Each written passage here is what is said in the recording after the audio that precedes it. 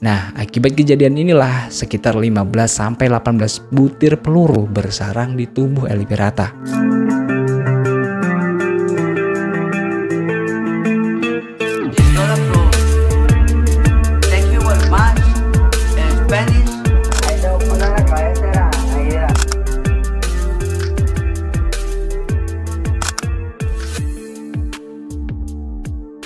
Kalian pernah dengar gak sih seorang selebgram yang lagi naik daun tapi tiba-tiba ditembak mati? Dan hal inilah Pak yang terjadi sama Juan Luis Lagunas Rosales atau yang lebih dikenal dengan Elvira de Culiacan, seorang remaja asal Meksiko yang hidupnya penuh dengan kemewahan, dikelilingi teman-teman dan terkenal di media sosial. Ada yang mengaitkan pembunuhannya dengan videonya yang beredar beberapa hari sebelum dia meninggal.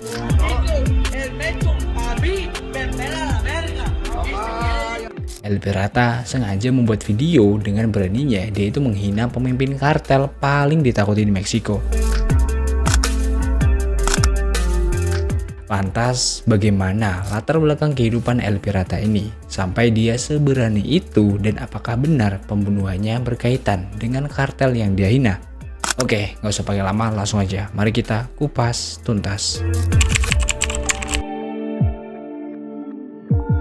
Pria yang memiliki nama lengkap Juan Luis Lagunas Rosales, dia dilahirkan di Villa Juarez, Napolato Municipality, negara bagian Sinaloa, Meksiko, pada tanggal 28 April tahun 2000. Kehidupan Elvira jauh dari kata kemewahan seperti yang kita kenal setelah dia viral di media sosial. Karena jauh sebelum itu, dia hanyalah seorang anak biasa yang lahir di perkampungan yang bisa dibilang lahir dari keluarga yang kurang mampu, Pak.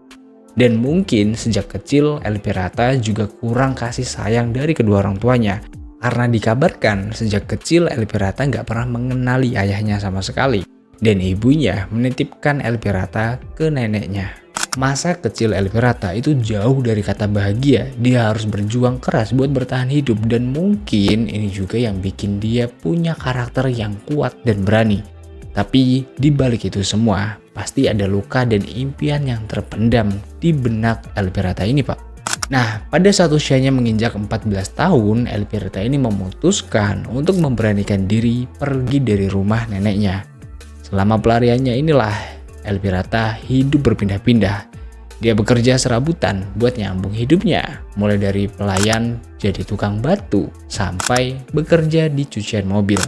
Nah, tapi di sini dia itu punya satu hal yang bikin beda dari orang-orang lain. Yap, dia ini bisa bikin orang ketawa dan punya selera humor yang nyeleneh, Pak.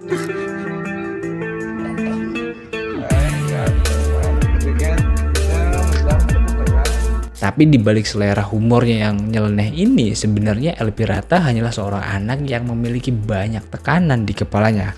Akibat tekanan inilah Elvira mulai mengenal minum-minuman keras, apalagi saat itu dia udah bisa mencari uang sendiri dan bergaul dengan orang-orang yang usianya memang di atas dia. Setelah mulai masuk ke dunia minum-minuman keras, Elvira ini ngerasa bahwasanya dengan menenggak minuman keras dia ini bisa melupakan masalahnya. Dan saat mabuk itulah tingkahnya mulai kocak dan membuat banyak orang ketawa, Pak. Dari situlah dia ini mulai bikin video-video lucu dan kontroversial di media sosial, terutama Facebook dan Instagram.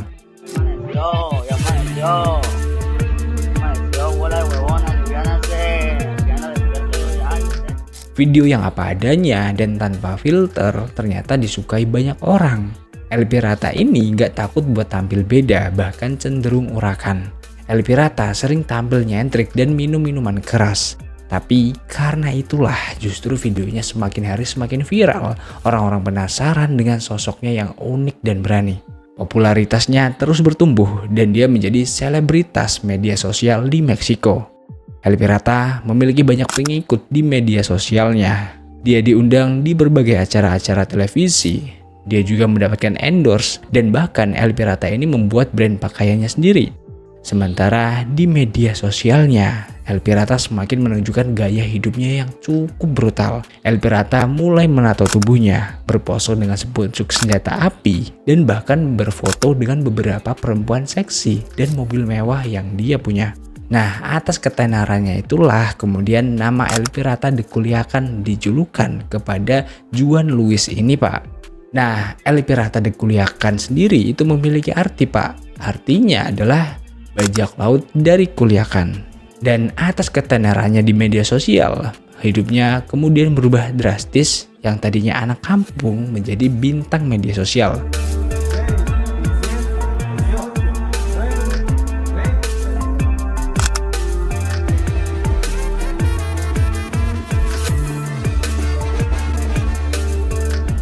Tapi di balik gemerlap popularitas dan kontroversi yang menyelimuti hidupnya, kehidupan yang bebas, ucapannya yang sering kasar, dan konten-kontennya yang dianggap nggak pantas, itu bikin banyak kritikan, Pak.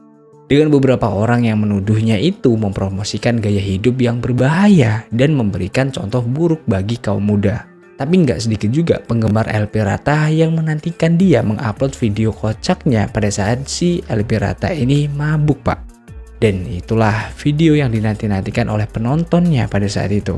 Karena pada saat El Pirata ini mabuk, tingkahnya itu kocak dan dia ini sering melontarkan kata-kata yang emang gak seharusnya diucapkan pada saat dia mabuk.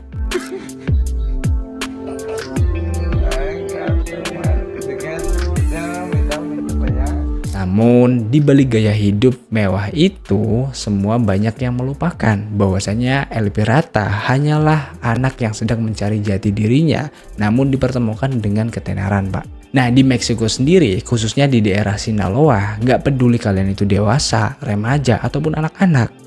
Jika kalian melakukan aksi semacam penghinaan terhadap figur ternama kartel narkoboy, maka bisa berujung petaka, Pak. Dan itulah yang diduga menjadi akhir dari perjalanan hidup El Pirata. Video mabuk-mabukan, mengkonsumsi narkoboy, dan gaya hidupnya yang nyentrik terus ditunjukkan El Pirata ini di akun sosial medianya. Kemudian tibalah di satu momen El Pirata ini mengunggah videonya pada bulan Desember 2017 dalam keadaan sedang mabuk. Di dalam videonya itulah dia melontarkan lelucon kotor bernada menghina untuk ditunjukkan kepada Nemesio Oseguera Cervantes alias El Mencho. Nah, El Mencho sendiri kebetulan merupakan salah satu bos ternama kartel narkoboy New Generation dari Jalisco, Meksiko. Dan dia bukanlah orang sembarangan karena pemerintah Amerika Serikat sendiri memasukkan nama El Mencho dalam daftar bos narkoboy paling berbahaya versi negeri Paman Sam ini. Nah, di dalam video viralnya tersebut, El Pirata berkata seperti ini. Yang artinya, El Mencho, kamu bisa menguliti alat kelaminku. Nah, di sini nggak tahu nih maksudnya si El Pirata ini meledek atau menghina si El Mencho. Dan sepertinya pepatah mengatakan mulutmu harimaumu. Apa yang diutarakan oleh El Pirata ternyata memiliki konsekuensi yang harus dibayarkan, Pak. Pada Senin 18 Desember 2017, saat Rosales dan beberapa temannya tengah berpesta di bar di Jalisco, tiba-tiba sekelompok pria bersenjata menerobos masuk ke dalam bar tersebut. Dan tanpa basa-basi, pria bersenjata itu langsung menembaki El Pirata. Kejadian ini cukup singkat, Pak. Sekelompok orang bersenjata itu setelah menumbakan Rosales, mereka langsung pergi meninggalkan lokasi kejadian sebelum kepolisian tiba. Nah, akibat kejadian inilah sekitar 15-18 butir peluru bersarang di tubuh El Pirata. Dan bukan cuma dia yang menjadi korban pada saat itu. Dalam penembakan itu juga terdapat salah satu korban lainnya yang gak bersalah, yaitu seorang pelayan juga yang ikut tewas tertembak pada kejadian itu. Hari yang nampaknya cukup sial karena dia berada di tempat dan waktu yang salah. Orang yang gak tahu apa-apa harus menjadi korban atas kekacauan itu. Namun pada saat itu, kepolisian juga belum bisa memastikan bahwasanya penembakan itu dilakukan oleh kelompok El Mencho, Pak. Tapi pihak kepolisian di sana berspekulasi bahwasanya pembunuhan itu ada kemungkinan besarnya berkaitan dengan video yang beberapa waktu lalu diunggah oleh El Pirata yang berisikan penghinaannya terhadap El Mencho. Tapi siapa sih si El Mencho ini? Semengerikan itukah dia? Nah, El Mencho atau nama aslinya Nemesio Oseguera Cervantes itu bukan orang sembarangan, Pak. Dia adalah bos besar dari kartel Jalisco Nueva Generation atau yang biasa disingkat CGNG. Bayangin aja, CGNG ini kayak raksasa besar di dunia kartel narkoboy Meksiko. Mereka ini adalah salah satu yang paling kuat dan paling berbahaya di sana. Nah, si GNG ini nggak main-main pak kalau soal bisnis. Mereka terlibat dalam segala macam kejahatan, mulai dari perdagangan narkoboy, pencucian uang, dan sampai perdagangan senjata. Tapi yang bikin mereka terkenal adalah taktik kekerasan mereka yang ekstrim. Mereka nggak segan-segan melakukan pembunuhan, penculikan, dan penyiksaan buat mencapai tujuan mereka. Terus gimana sih si JNJ ini bergerak? Nah, mereka itu punya struktur organisasi yang rapi banget pak, kayak perusahaan besar gitu.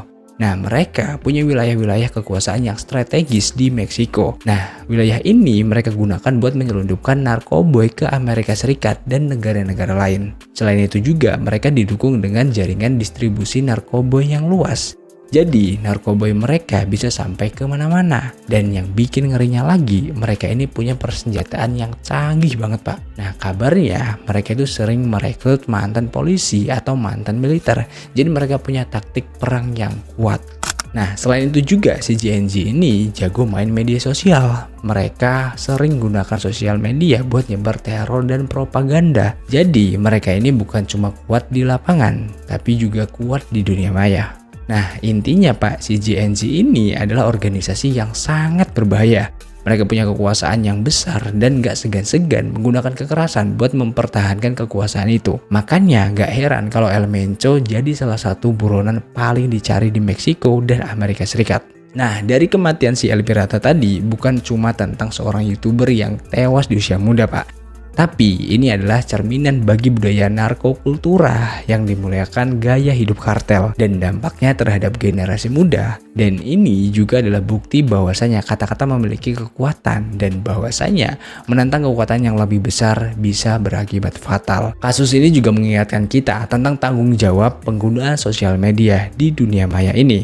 Kita sering merasakan bebas untuk mengungkapkan pendapat tanpa memikirkan konsekuensinya.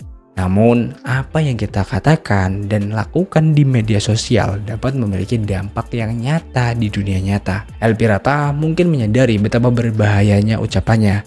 Dia mungkin nggak menyadari bahwasanya hidupnya akan berakhir begitu cepat. Tapi, kita bisa belajar dari kesalahannya. Kita bisa belajar untuk lebih bijaksana dalam menggunakan media sosial. Kasus ini juga mengingatkan kita supaya kita lebih berhati-hati dengan apa yang kita katakan dan kita lakukan. Kita juga bisa belajar untuk lebih menghargai hidup. El Pirata hidup dalam kemewahan dan penuh popularitas. Tapi dia nggak pernah benar-benar bahagia. Dia mencari pengakuan dan sensasi, tapi dia nggak menemukan kedamaian. So, hidup ini berharga Pak. Jangan sia-siakan dengan tindakan yang gegabah. Jangan biarkan popularitas dan godaan dunia maya membuatkan kita buta. Ingat Pak, setiap tindakan memiliki konsekuensi dan kadang konsekuensinya bisa sangat mahal. Dan menurut kalian gimana soal kasus ini? Kasih pendapat kalian di kolom komentar. Gue mohon maaf kalau ada salah kata dalam menyampaikan informasinya. See you di next video dan jangan lupa klik tombol subscribe itu gratis Pak.